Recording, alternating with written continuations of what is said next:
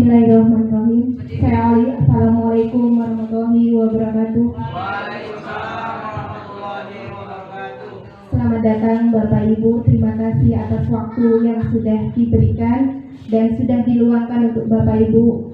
Bagi kami, hari ini kami akan mengimplementasikan dan mengimbaskan hasil guru penggerak selama pembelajaran sekitar 3 bulan, yaitu tentang budaya positif. Sebelum kita menginjak ke acara selanjutnya, marilah kita bersama-sama untuk berdoa senantiasa agar apa yang kita harapkan dan ilmu yang kita dapatkan untuk hari ini bisa bermanfaat bagi kami dan bagi Bapak Ibu semuanya. Berdoa kami persilakan.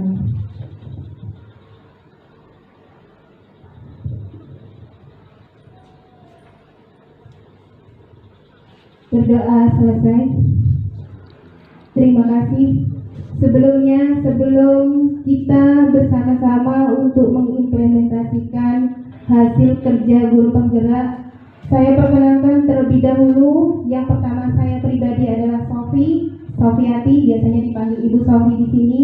Kami dari Angkatan Calon Penggerak Angkatan 5, sebelah samping saya ada Bapak Fahrudin dan sebelah samping saya ada Ibu Dwi Lestari. Di sini kami bertiga ingin mengimplementasikan hasil pengimbasan kami sebagai calon penggerak Angkatan 5 Kabupaten Seruyan, di mana pengimbasan ini sudah kami mempelajari modul 1 dan berakhir selama 3 bulan dan sekarang sudah menginjak ke modul 2. Nah, di sini saya sekali lagi bukan menggurui Bapak Ibu, tapi di sini saya sama-sama belajar dengan Bapak Ibu, ingin mengetahui lebih lanjut apa sih sebenarnya pembelajaran kita di kurikulum Merdeka ini. Untuk lebih lanjutnya Bapak Ibu, di sini saya akan mengimbaskan dan mengimplementasikan tentang budaya positif. Nah, di budaya positif ini terdapat di modul 1.4, sebenarnya saling berkaitan dengan modul sebelumnya. Yang pertama adalah yang disampaikan oleh Bapak Karudi tadi tentang Ki Hajar Dewantara. Terus yang kedua tentang nilai dan peran guru penggerak. Terus yang ketiga nanti yang akan disampaikan oleh Ibu Dwi Lestari tentang visi misi sebagai guru penggerak. Terus yang keempat adalah tentang budaya positif.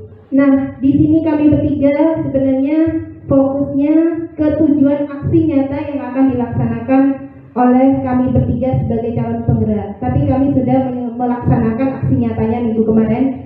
Aksi nyata yang kami laksanakan di sini sebagai budaya positif di lingkungan sekolah kami, yaitu tujuannya menciptakan murid yang merdeka dan disiplin diri yang kuat. Yang kedua, menumbuhkan budaya positif di sekolah dengan meyakini nilai-nilai kebajikan universal.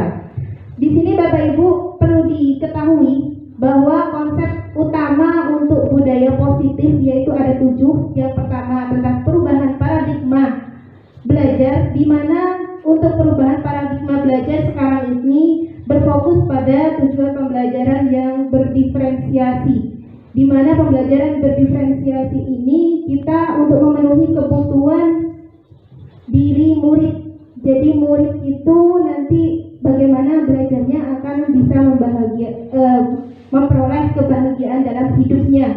Nah, di sini untuk memenuhi kebutuhan profil pelajar murid, di mana di dalam profil pelajar Pancasila itu ada 6. Perlu diketahui Bapak Ibu pastinya sudah paham dengan profil pelajar Pancasila. Apa saja Bapak Ibu? Mungkin ada yang sudah memahami profil pelajar Pancasila? Ada 6 ya. Nah, beriman dan bertakwa.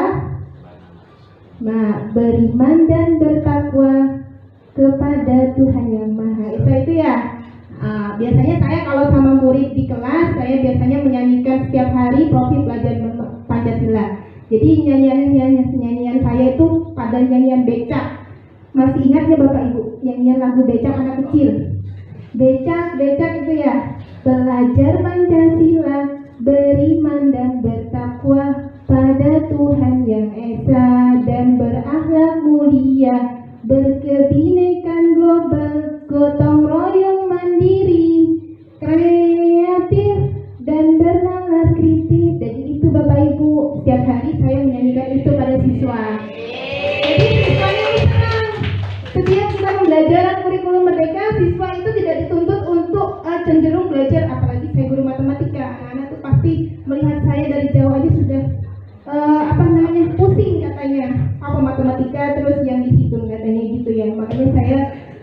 siswanya itu saya senang dulu. Jadi seperti itu. Terus yang kedua, Bapak Ibu, ada disiplin positif.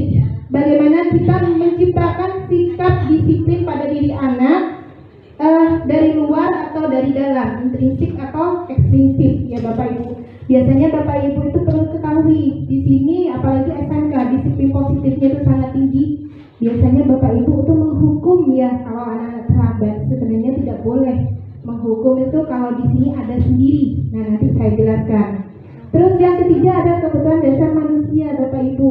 Di mana kebutuhan dasar manusia ini ada rasa kasih sayang, ada rasa penguasaan diri, ada kebebasan, dan ada kesenangan. Dalam pembelajaran itu pasti anak itu maunya dikasih sayangi. Ada yang biasanya, Bu, saya mau ini, mau itu. Biasanya anak-anak itu manja sama kita, itu rasa kasih sayang. Kalau kebebasan biasanya anak-anak itu pengennya bebas, tidak mau tertekan di dalam pembelajaran. Jadi seperti itu. Terus yang ada penguasaan, anak-anak seolah-olah berkuasa di dalam kelas karena dirinya sudah merasa dia pintar. Jadi seperti itu. Terus ada lagi kesenangan. Anak-anak sebenarnya pembelajaran itu pengennya itu senang, tidak jenuh, tidak bosan. Akhirnya kalau jenuh, bosan, mereka itu tidur, main game. Jadinya seperti itu yang kita ketahui di dalam pembelajaran. Terus selanjutnya ada motivasi belajar.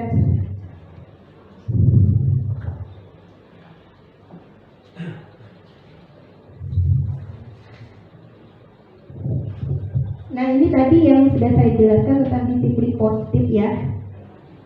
Ada kebutuhan manusia tadi yang sudah saya jelaskan. Nah, untuk motivasi perilaku manusia itu biasanya disiplin positifnya ada hukuman, ada konsekuensi, dan ada restitusi. Kalau hukuman ini Bapak Ibu, ternyata setelah saya mempelajari modul-modul di guru penggerak, ternyata ini sifatnya negatif. Kita itu tidak boleh langsung menghukum anak kalau anak itu bersalah. Bagaimana caranya? Nah, nanti ada sendiri Bapak Ibu. Kalau konsekuensi ini itu hukumnya netral. Kalau restitusi ini, inilah yang harus kita laksanakan di dalam segitiga restitusi, yaitu hukumnya ke arah positif. Jadi seperti itu. Terus memberikan penghargaan. Biasanya kita kalau ada acara peringkat 1, 2, 3, nah itu kan kita selalu memberikan penghargaan. Sebenarnya tidak boleh katanya di guru penggerak setelah saya mempelajari. Karena apa? Kalau kita selalu memberikan penghargaan sama anak, itu nanti menimbulkan sifat negatif pada anak. Anak itu kalau sudah diberikan penghargaan terus, seterusnya kalau pada waktu belajar dia maunya, Bu, saya tidak dikasih penghargaan, saya kan ini sudah melaksanakan ini, saya sudah peringkat ini. Jadi seterusnya itu mereka itu manja, sifatnya seperti itu sama kita. Jadi tidak boleh sebenarnya. Terus setelah itu ada posisi kontrol Bapak Ibu. Nah ini kita sebagai calon guru, sebagai guru ya, maaf, sebagai guru ada 5 posisi kontrol yang harus kita ketahui. Di manakah Bapak Ibu posisinya sekarang? Sedangkan kita harus 5 posisi kontrol yang kita ketahui. Kita harus sebagai manajer Bapak Ibu, bukan sebagai penghukum, bukan sebagai pembuat orang merasa bersalah, bukan sebagai teman ataupun pemantau, tapi kita yang paling utama adalah disuruh sebagai manajer di dalam kelas. Jadi seperti itu Bapak Ibu. Bagaimana kalau sebagai penghukum? Ini ada sendiri Bapak Ibu, bisa dicermati nanti. Jadi nanti kalau kita sebagai penghukum kepada anak akan merasa takut pada waktu pembelajaran. Bapak ini setiap saya terlambat saya dihukum. Bapak ini setiap saya tidak mengerjakan tugas saya dihukum. Jadi seperti itu. Terus kalau pembuat orang merasa bersalah, ini ada sendiri Bapak Ibu. Makanya di 5 posisi kontrol ini diwajibkan kita sebagai posisi kita sebagai manajer, yaitu sebagai guru yang bisa meneladani siswa. Jadi seperti itu. Terus, nah, bagaimana kita untuk mengatasi anak-anak yang bermasalah tadi? Ini caranya Bapak Ibu untuk mengatasi anak-anak yang punya salah sama kita, tidak mengerjakan tugas, main game atau lain sebagainya atau bolos. Nah, inilah caranya, yaitu dengan cara segitiga restitusi. Segitiga restitusi ini ada 3 Bapak Ibu, yaitu yang pertama, kita menstabilkan identitasnya anak. Terus yang kedua, memvalidasi kebutuhan anak. Terus yang ketiga, menanyakan keyakinan. Nah, Bapak Ibu, saya sudah melaksanakan aksi nyata untuk segitiga restitusi. Mungkin bisa menyimak dan menonton biar tidak jenuh.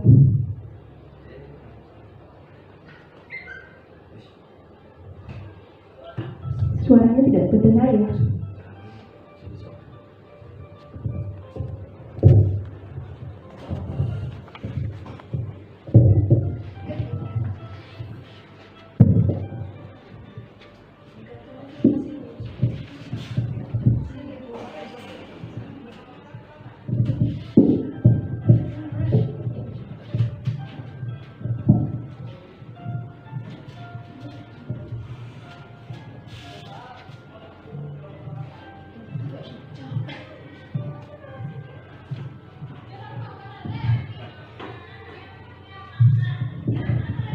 Nah, ini yang kasus pertama yang sudah saya lakukan.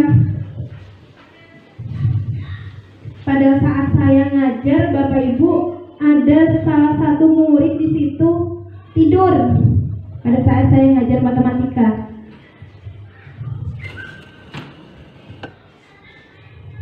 Karena suaranya tidak masuk.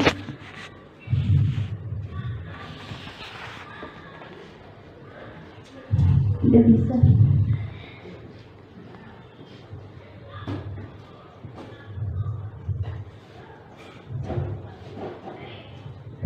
Nah, setelah saya ngajar, karena ada yang tidur, saya panggil. Tapi pada waktu saya memanggil di situ, tidak langsung saya tegar, kenapa kamu tidur? Tidak. Tapi saya kasih arahan dulu. Nanti tolong menghadap ibu ya setelah pembelajaran. Jadi seperti itu. Nah, setelah itu, baru setelah menghadap saya panggil ke ruangannya. Itu adalah aksi nyata saya yang sudah saya lakukan. Mungkin Bapak Ibu yang lain juga sudah melaksanakan aksi nyata juga. Nanti bisa ditampilkan. Terima kasih Bapak Ibu atas waktunya. Mohon maaf jika ada salah tutur kata saya yang kurang berkenan pada Bapak Ibu. Saya minta maaf yang sebesar-besarnya. Wabillahi taufiq wal hidayah. Saya akhiri. Wassalamualaikum warahmatullahi wabarakatuh.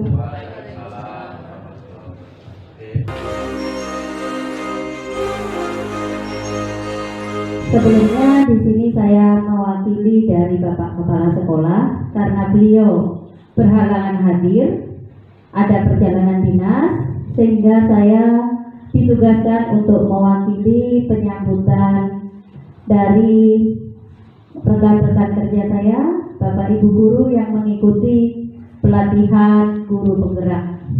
Tidak banyak yang ingin saya sampaikan. Yang pertama, ya, saya sangat bersyukur sekali karena di sekolah kita ada Bapak Ibu guru hebat yang ikut guru penggerak. Harapan kami di sekolah, beliau-beliau inilah yang akan membawa kita semua, Bapak Ibu guru semua, untuk bisa berperan dalam implementasi budaya yang positif terhadap murid.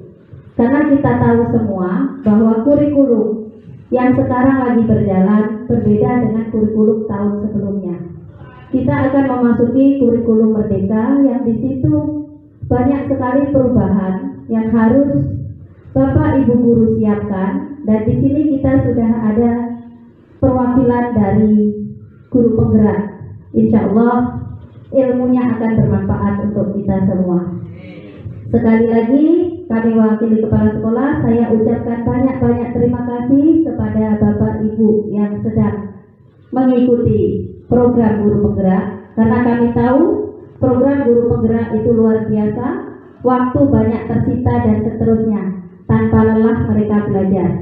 Insya Allah pengimbasannya akan sampai kepada kita semua. Demikian yang bisa saya sampaikan, ada kurang lebihnya mohon maaf. Terus semangat Bapak Ibu ya. Assalamualaikum warahmatullahi wabarakatuh. Sebelumnya dari pihak kami calon penggerak angkatan 5, saya mohon maaf, saya pribadi sebagai moderator dan sebagai pemateri, saya mohon maaf yang sebesar-besarnya jika ada salah kata dari pihak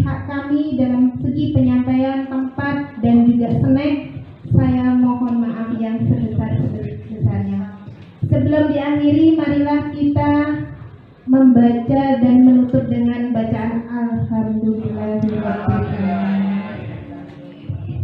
Saya akhiri, wassalamualaikum warahmatullahi wabarakatuh.